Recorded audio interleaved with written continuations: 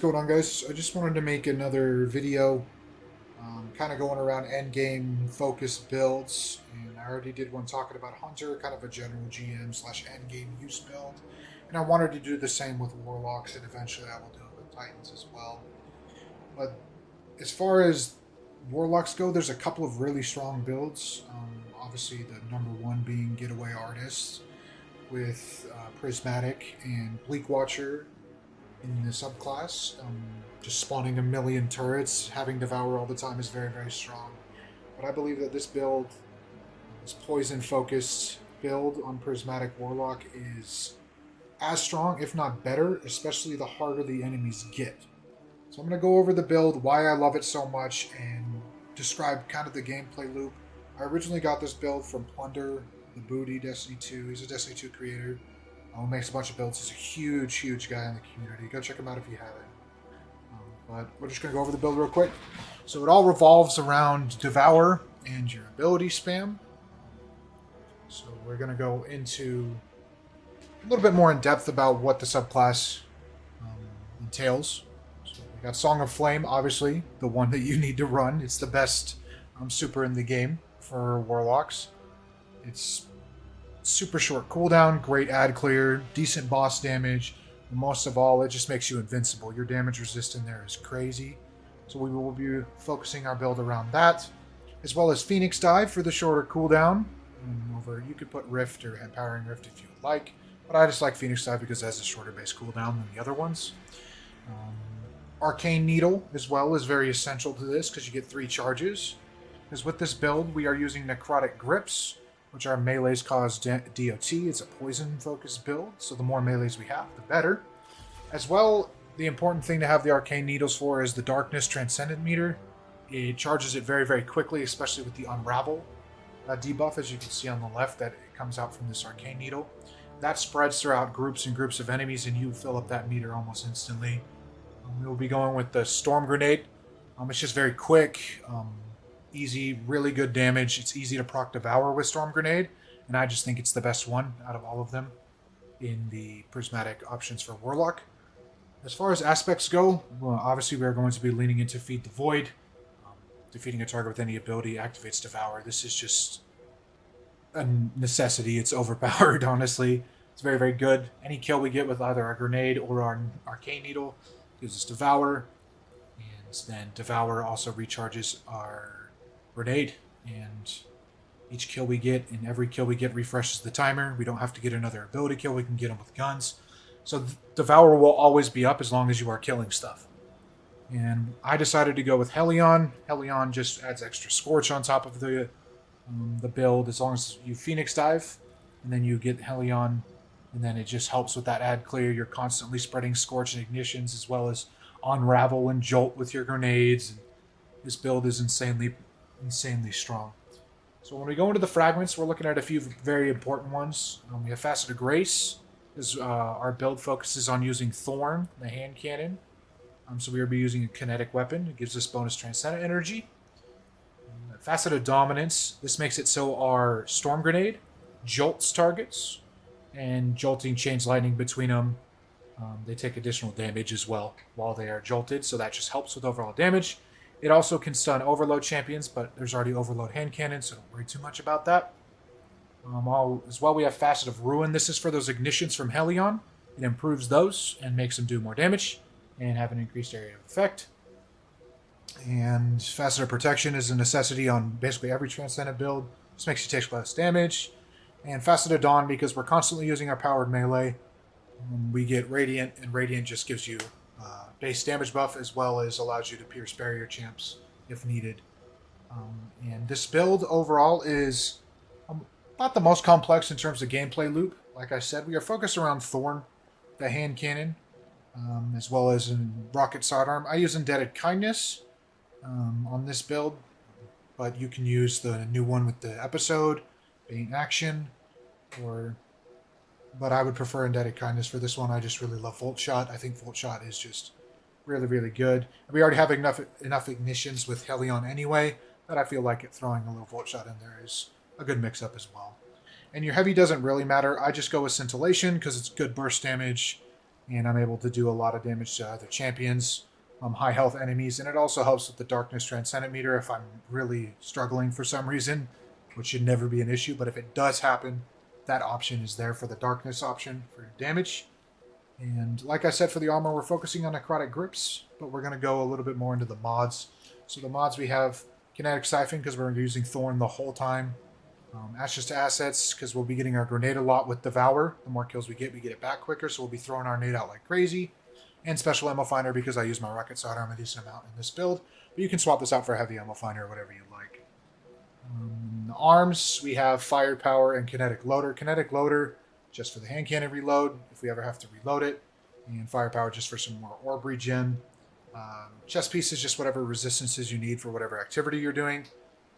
The boots, I have double kinetic weapon surge because the build is a Thorn-based build and we need to do the most damage we can. So we got 2 of those, as well as Insulation. Whenever we pick up Orbs of Power, we reduce our class ability cooldown so we can keep Helion up, which helps with the ignitions. It's the mini solar buddy that does work for us. We don't even have to think about it. It's super, super potent, especially in high-end content. And on the class item, we got Reaper, Powerful Attraction, and Time Dilation. This just helps keep... Time Dilation helps keep our surges up for longer. Powerful Attraction just helps collect orbs because we're using our Phoenix Dive a lot. And Reaper just helps us spawn more Orbs of Power. So as far as the gameplay loop goes with this, it is pretty simple. You first start with your Phoenix Dive, spawn Helion. You throw out one of your nades and your melees in either order. And you kill everything. You have jolted the battlefield. You have unraveled the battlefield. So I'm going to show you guys what this looks like in a Master Lost sector. We have Overload and Unstoppable champions today. And Overload hand cannon is what I have, and Unstoppable sidearm, so I have double stun there.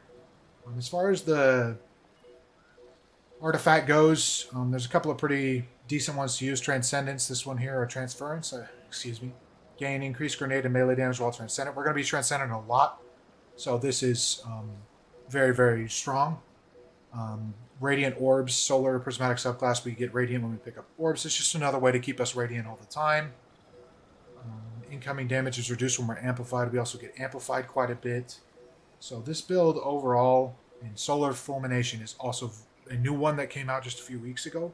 This is very, very good. This has made the build even better with the Helion aspect because our ignitions with Helion do even more damage and they spread out further. So it's just even more of a strong build. So I've been loving this build. I've been using it ever since I saw it towards the beginning of the final shape. And alrighty, I just wanted to go through a Master Lost sector with this build just to demonstrate the potency that it really does have, as well as show you a little bit of the gameplay loop. I swapped out the heavy for a rocket launcher as I need a little bit more burst in this Lost sector. There's a couple of big champions, as well as the boss is really annoying. So you want to burst them down as quickly as you can. Swapped out the resistances for whatever activity I'm in. In this case, I want Strand and Arc. Just change those for whatever you need in higher tier content. Just gives you that little bit extra damage resist. But ultimately, it's just about playing good positioning and playing your abilities. That's what this build is about. This build has some of the best ad clear in the game, room clearing capabilities with just a couple of button presses, as well as decent boss damage because you can swap out your heavy for whatever you need. Whether it's a grenade launcher, light machine gun, rocket launcher, whatever it may be. So when we enter this big room here, where we're starting to fight some of the most powerful enemies, we want to get Helion up. That's why I procced it so fast. Ultimately, we want to get Devour as quick as we can here. Here's I didn't get it. It's not giving it to me. I don't know why. It's okay. Back up, because we are about to get our Transcendent. That's another very strong thing about this build, is how quickly you get Transcendent. I don't have any of my abilities currently, so I'm pretty vulnerable spot, especially with Devour. So when I get this stuff here, I'm gonna go crazy. Throw out my grenade for that stun. I got my super really quick. My melee regens really fast, so I'm able to pump out more of my abilities, which helps. All those red bar ads that were there a few seconds ago all died. without me really having to do anything because I threw out that poison melee as well as that unravel.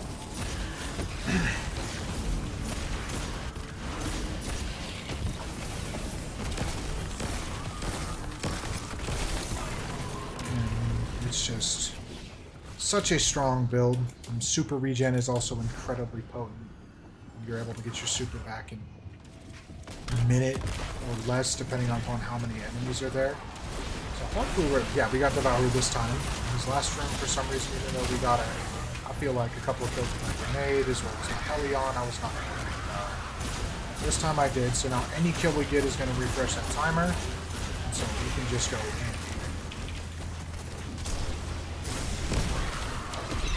Already have Transcendent again.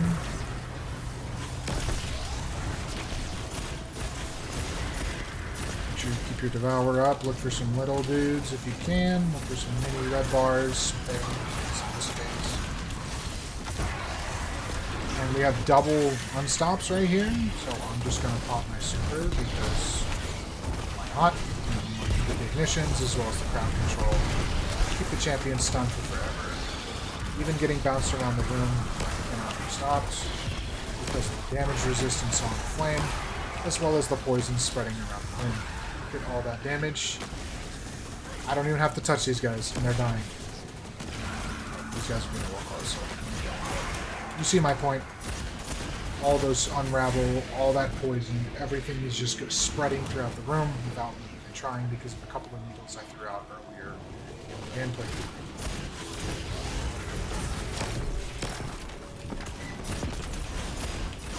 Quickly burst down that champion as long with our poison. Get him out of here really quick. Don't want to deal with him. It's really annoying. Overall, we're just going to stun this guy. We're going to quickly burst down that champ with a couple of rockets. We do have Transcendent, but there's only a couple of enemies in this area, so I'm just going to save the boss room, which is coming up. Otherwise I could. I don't have any abilities up right now, so popping Transcendent there would not be a bad idea, but I know there's no enemies because I've done this last sector before. So having Transcendent available to regen my abilities when I need them is very, very strong. And so in this case, I know it's going to give me back my grenade and my melees if I had a couple, so I threw my grenade first. Even though I necessarily didn't need to, it didn't do a lot of damage. We want this guy. This is the guy we want, right here. This little guy. Might as well pop Song of Flame. He's popped in that. You can keep the Overload stun on him with this.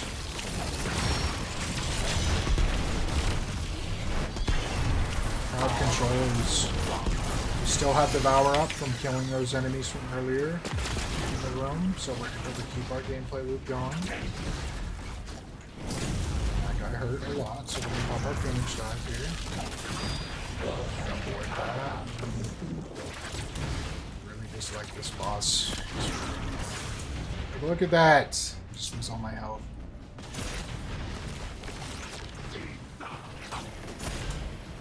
Put the poison on him, we're going to pop him with a couple of rockets. Just going to pop a Suspend, I'm going to avoid it.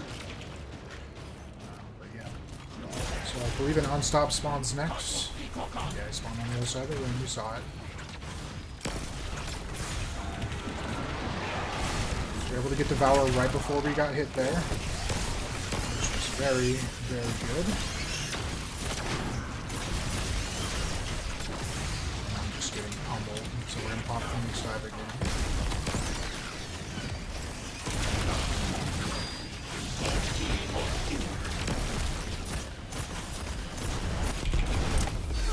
Boss is right on top of us. I think we're gonna die. Yeah. It's just unlucky we got locked in that animation, and he has like a shotgun type staff, and he just one-tapped us. That's okay.